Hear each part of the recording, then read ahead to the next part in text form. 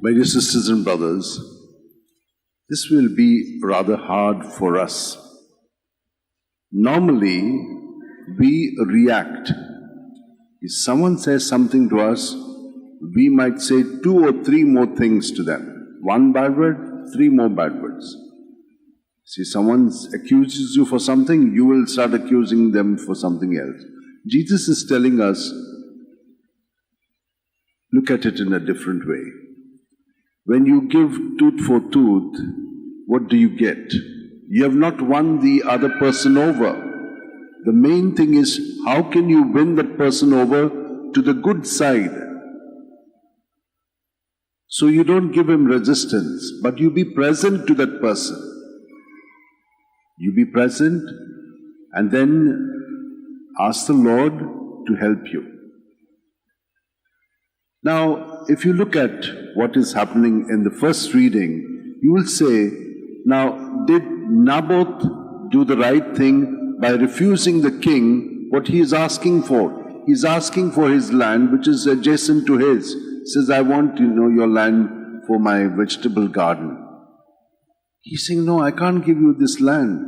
This belongs to our ancestors, and they have given it to me. He says, what?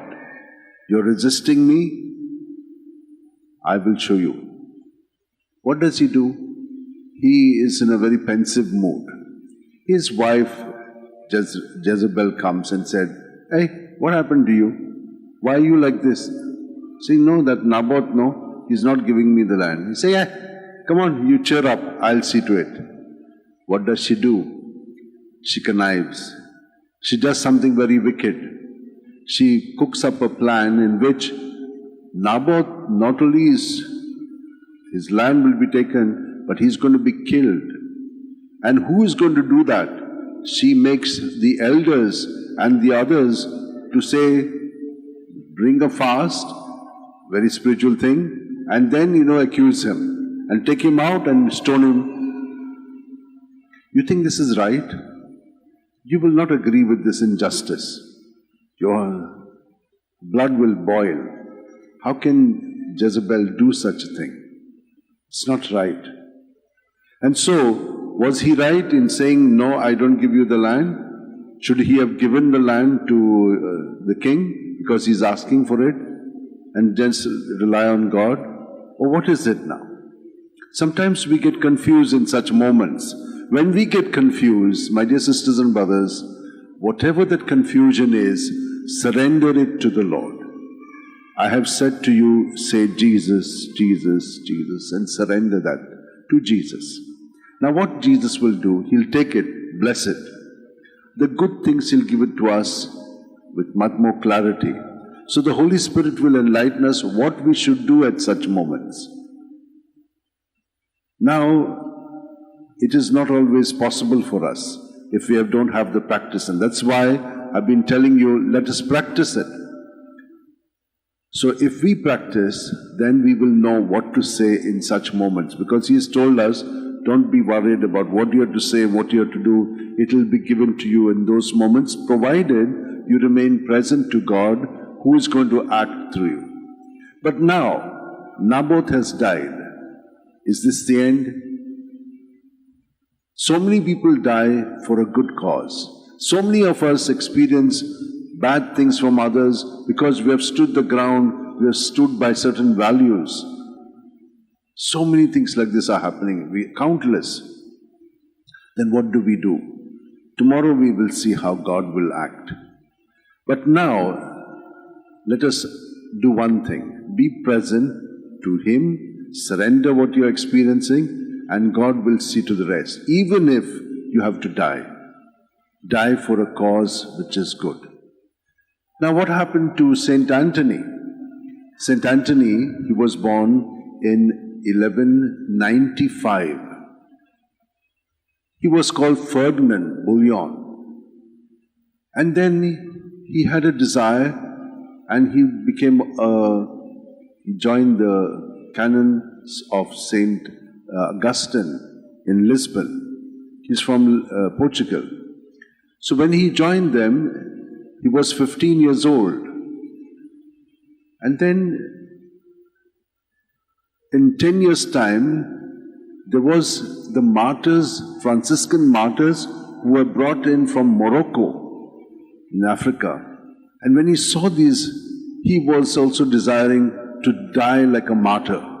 So he asked his confreres, he says, I want to join them, I want to be a martyr. And they allowed him. He joined them, he went to Algiers, Morocco, and then he fell sick, so he had to come back. So when he was coming back, his ship, instead of coming to Lisbon, was with a storm sent right up to Sicily. And Sicily, he came to know that there was a general chapter.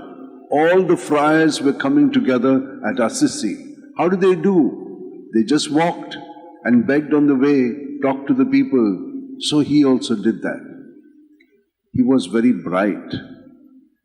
But when he saw how humble Francis was in front of this whole gathering, he was just sitting at the feet of Elias, and Elias was, bossing around. When he was his spokesman, he saw how humble he was, and he decided to conceal all that he knew. He also said, I'll become a simple friar. So they gave him a simple job in a community. What was he doing? Washing dishes, sweeping the floors. But one day, God so brought out his talent. At an ordination, normally there used to be a friar, either a Franciscan or a Dominican, who would preach. But that day something happened and they did not have someone prepared. So his superior told him, come on, you go and preach. He says, no. He says, I'm only a simple fellow doing dishes and all that sweeping. He says, under obedience, I tell you, go and preach. When he preached, he touched the lives of people so much that Francis himself, and Francis said, you're going to be the theologian who's going to teach all the brothers. He had a phenomenal knowledge. He just had such a wonderful memory. He had all the scriptures within him. In those days, scriptures were not like how we have. Someone would read it from the book, and there were not many books.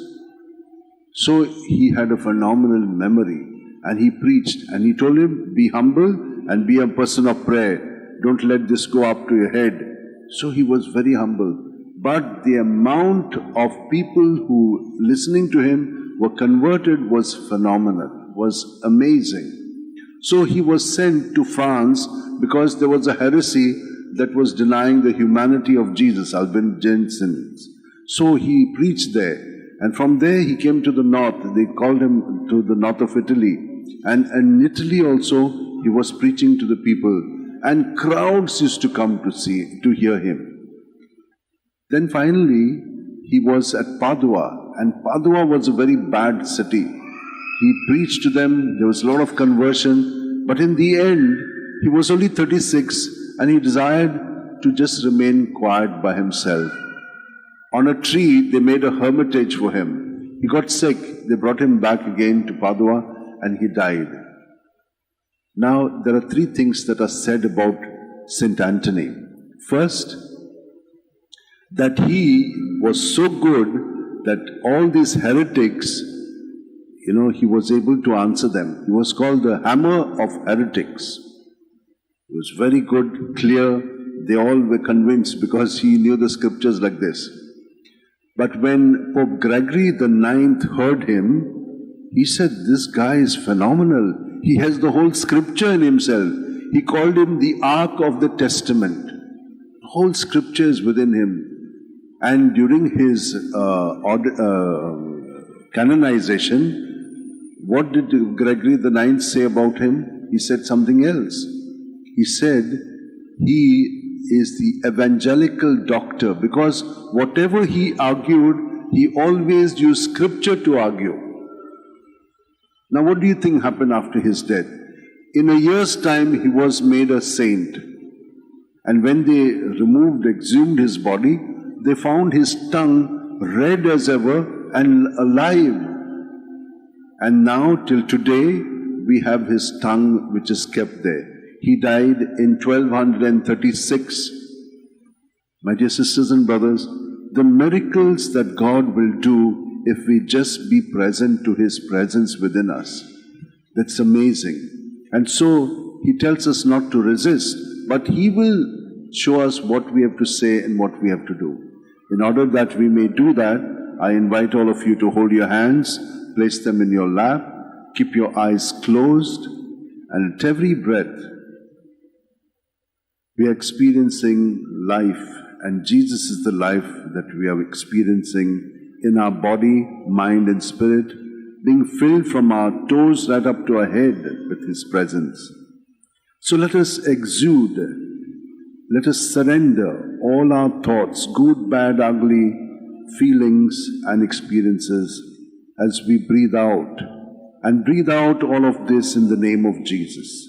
And you'll experience tremendous freedom from it, because Jesus has died to set us free from sin and from evil. Lord, thank you that you have given us this experience. Let us now offer all our prayers and intentions to the Lord, whatever we have asked for ourselves and for those who have asked us to pray for them, and those who are celebrating their birthdays and feast days.